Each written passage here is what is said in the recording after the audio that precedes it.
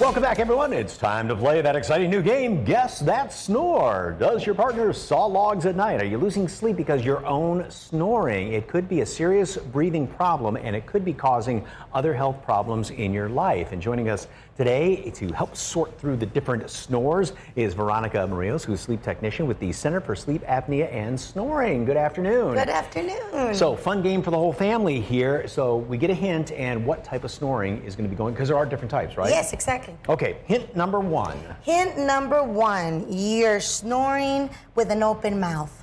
I would guess that is just considered mouth snoring. Ding, ding, ding, ding. Yes, you got it. Okay. Okay, hint number two. Hint number two, your snoring sounds like a loud whistle or a grunt.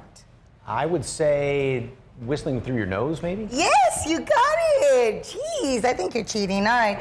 Hint number three. Okay, you only snore while sleeping on your back. Throat snoring. I think that's... Okay, that's going to be tongue snoring, okay? Oh. Yeah, it could be kind of on your back. Your tongue does fall back, but also it's also throat. So it all falls, and this comes in the fourth hint that I have here. Yes, so the fourth one is...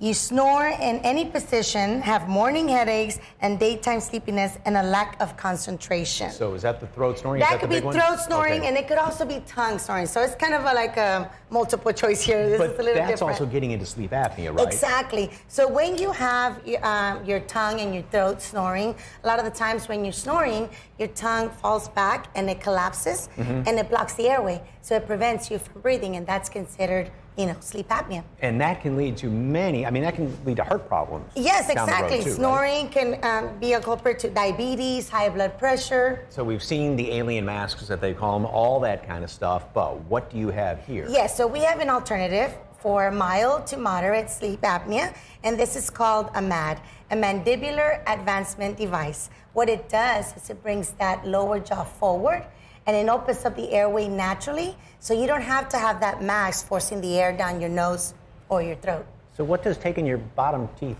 jaw forward do for you? Brings it forward. So look, if you think about it, when we do CPR, that's how we open up the airway, right? We bring it forward, and so that's what you're doing.